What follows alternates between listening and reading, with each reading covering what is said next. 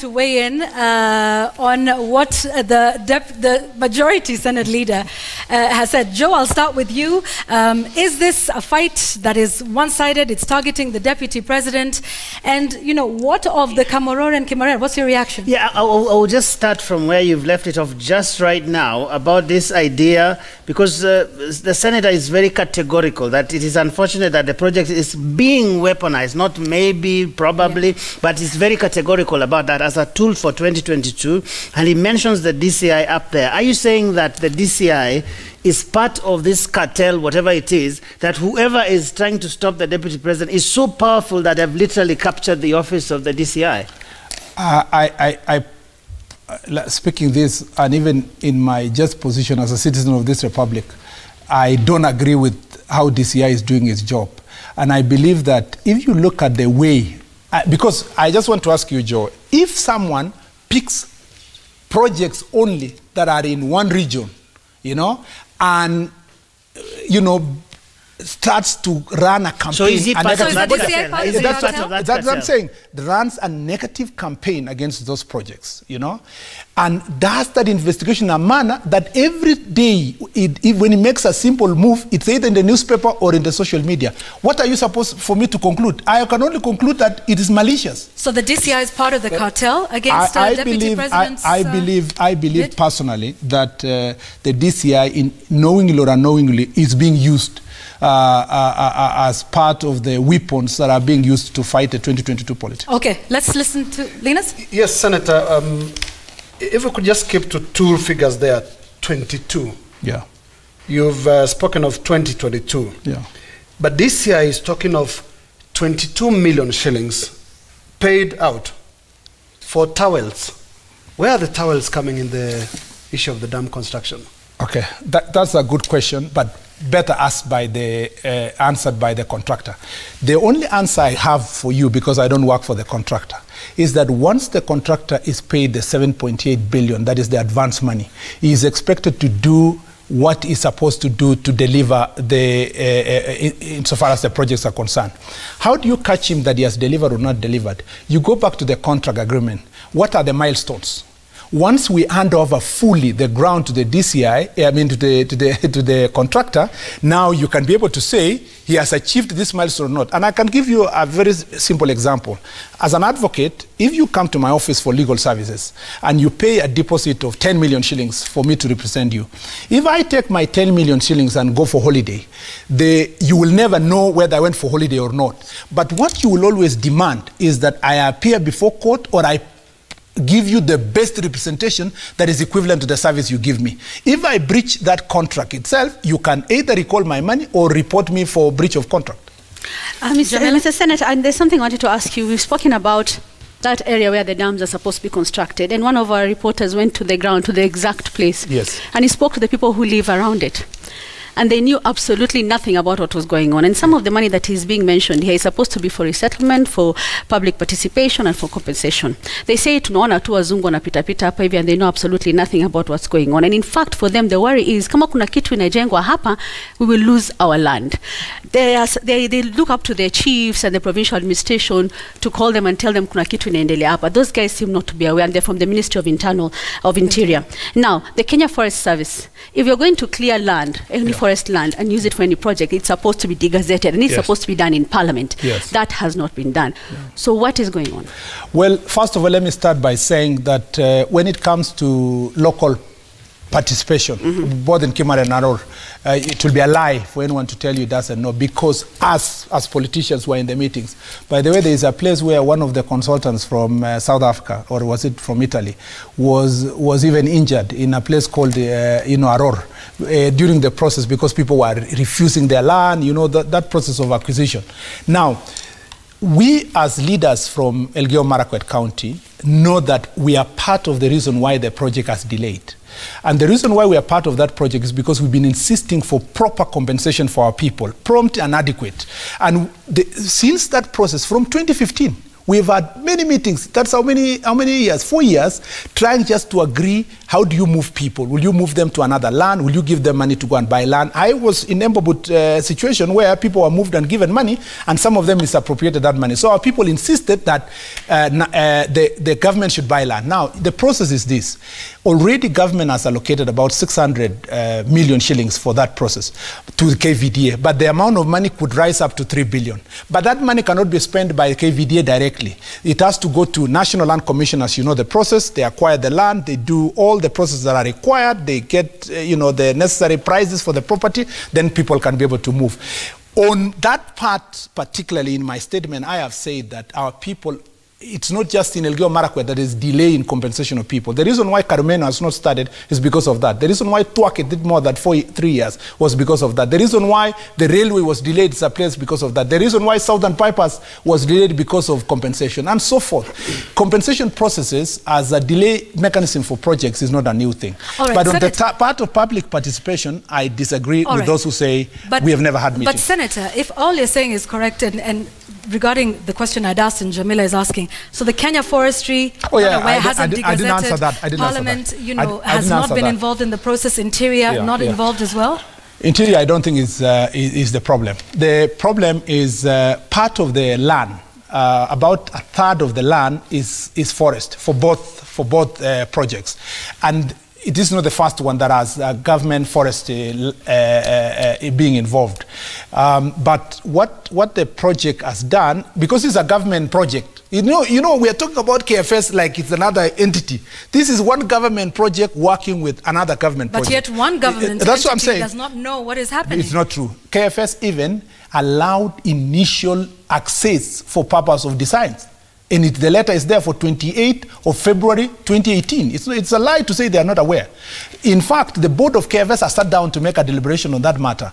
And the project is proposing, the government through the project are proposing that any land that is lost from the forest, you buy an equivalent amount, not even equivalent, it's high amount of land to plant now trees to compensate from the area that is going to be covered by water. Francis? Now, Senator, I hear you talk about weaponization of the war against corruption.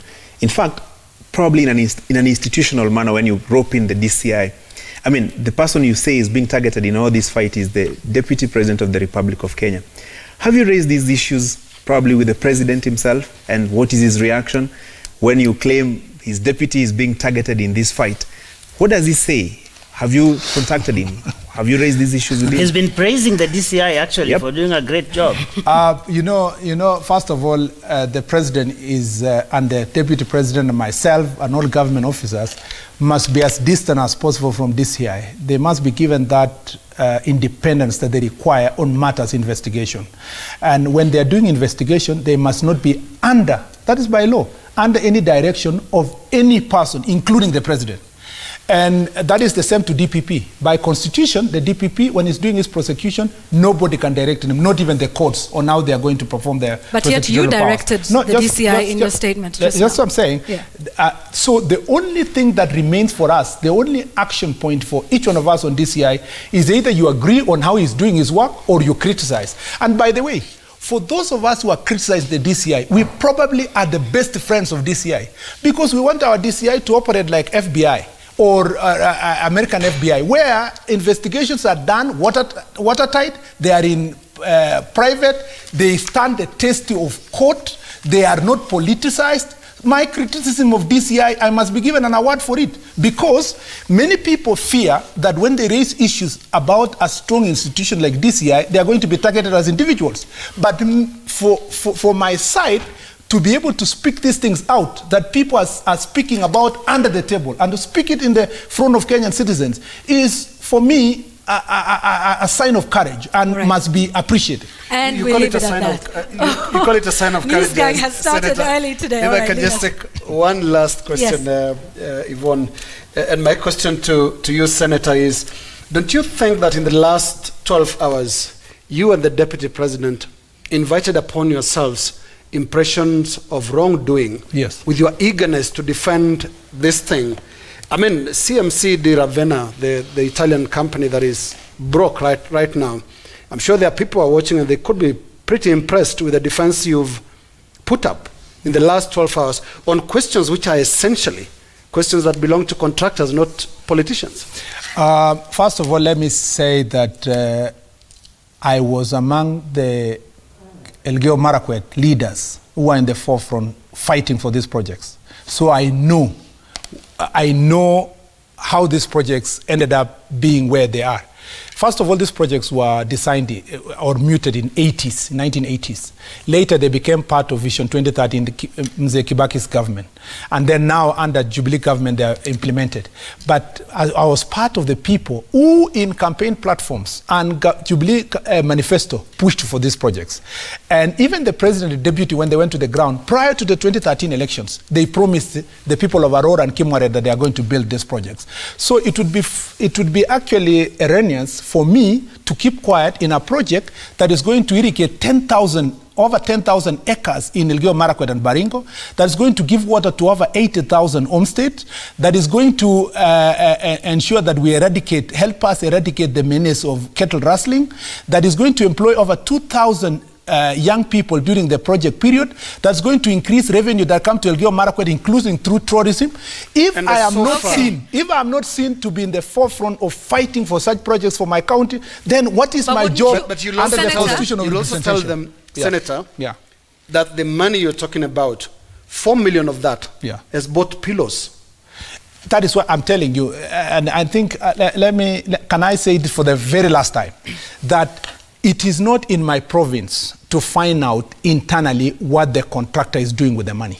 But it is in my province by law, let me just say, by law, to ensure that we hold that contractor and the KVD and the government to the agreements they wrote and the milestones provided for in the contractual agreements that they had met.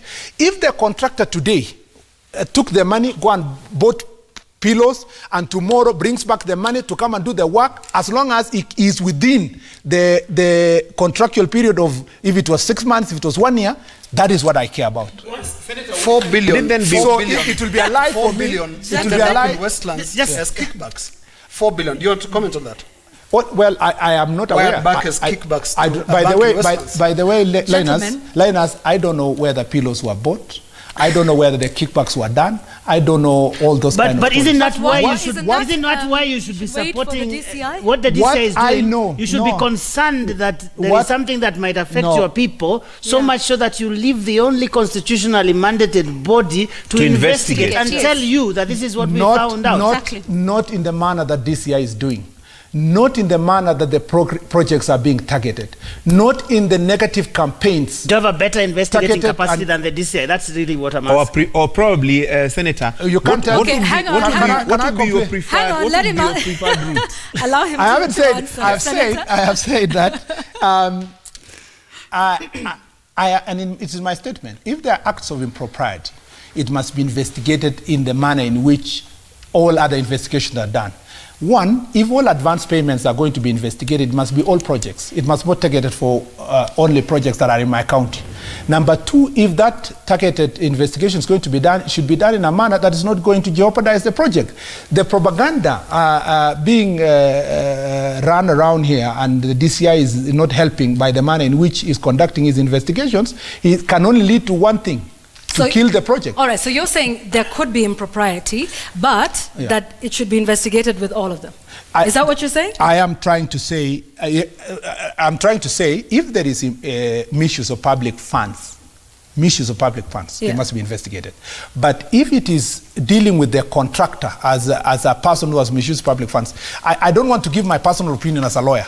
I just want to leave that into conjecture. But the point you need to appreciate is that you have a contractor who is a profit-making company, whose money comes from his government, who was procured competitively, and who has obligations. Which money Kenya is going to pay. I agree. It's a loan that Kenyan taxpayers have taken. And which, let me add that, and which money will be paid by the people of Kenya. Which, by the way, was due starting November last year. Which money, let me just complete, which money is going to be paid by the people of Kenya. What I care most is, after he was paid this money as a contractor, is he in breach of contract? Number two, is he achieving the milestones of the contract? And isn't that what the DCI is trying to establish? He is not. And what is amazing for me, All right. Senator, is He's absolutely 25 not. months later, 2 years we later, really there's have to nothing finish. on the ground. with We the really Kutwal have to project. finish. And that I is think amazing. we need to answer this thing of nothing on the ground. Yes. I have said mobilization money is paid because nothing is on the ground. Okay. It's on the account of nothing on the ground. It's not Senator, paid all right. because work has been done. It's paid upfront when you sign the contract. Since 2015. Yes. And as I told 4 you, years later. as I told you, not 2015. This is 2017, December Okay. December 8th. And I just tell you, I've just told you, in all advance, you are the one who has even agreed with me that consultation of access of land has not been completed. So you wanted the contractor to be on the ground, which ground? Apart from being It was for actually surveys rejected and by all the that, what KFS. else do you want him to do? Because there are processes by law. The Have to take place. 15% that is only Senator, paid is commitment Senator, money. thank you. Yeah, Senator, I for the think we work have be to done. leave it at that Yeah. because we have heard that from you.